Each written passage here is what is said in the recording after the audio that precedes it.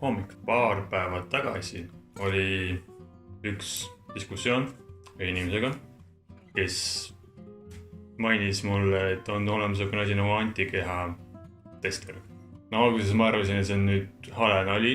Loomulikult, nii kaua kuni ma läksin ise kohale ja küsisin sama asja, ma sain reaalselt selle pakendi kätte ja ma ei uskunud, et see on päris. Mind huvitab, kuidas antikeha tegelikult nüüd tuvastab ära, et sul on olnud see viirus.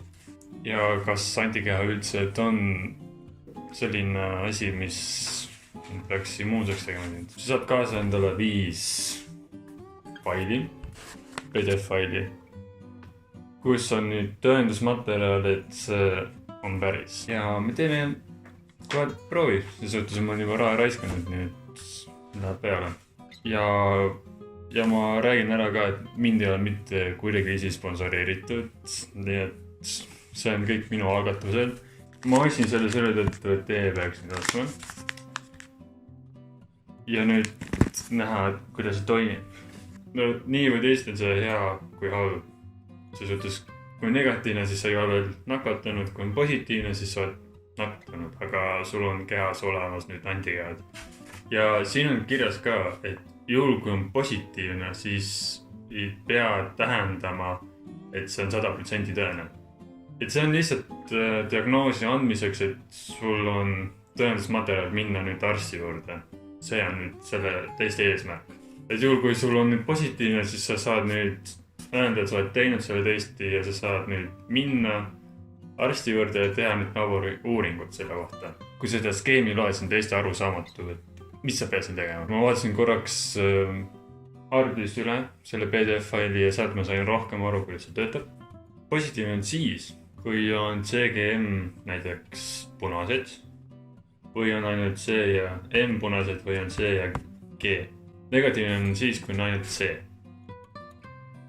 Kehtetu on siis, kui on mitte ühtegi C-d ei ole integreerinud. Me oleme siin selle tõttu, et nüüd teha see test, vaadata. Ja kui nüüd ma ostun positiivseks, siis võib tähendab seda, et ma pean nüüd kontakteeruma oma perearstiga ja lasta teha nüüd laboratoorsed tulemused, et nüüd olla kindel, kas ma olen läbi põrnud selle või mitte.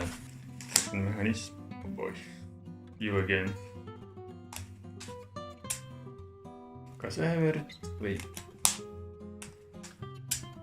palju verd? Rain, kuidas tead, et see on õige? No, ma ei teagi. Sellepärast ma siin olengi. Ja ma ei ole just ka kõige teravam mõistuse küsib, nii et see on väga hea test, et nagu näha, kuidas töötab. Okei, ma sain nüüd aru, kuidas see töötab. Ehk siis see vedelik, mis on siin väike jull on. See elad nüüd siia ümmarguse auku, mis siin on üleval. Ja oma vere sa paned nüüd siia S-i peale. See oli korralik.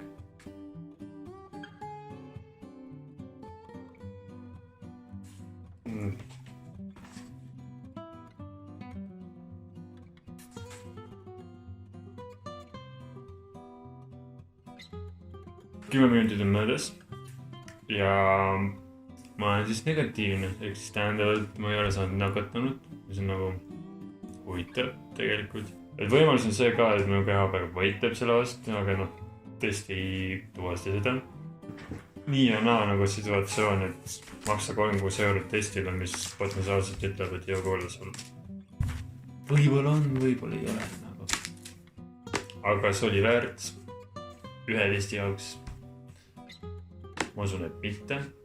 Kui sa oled nagu madalapalgaline, test ise tegelikult maksab 10 €.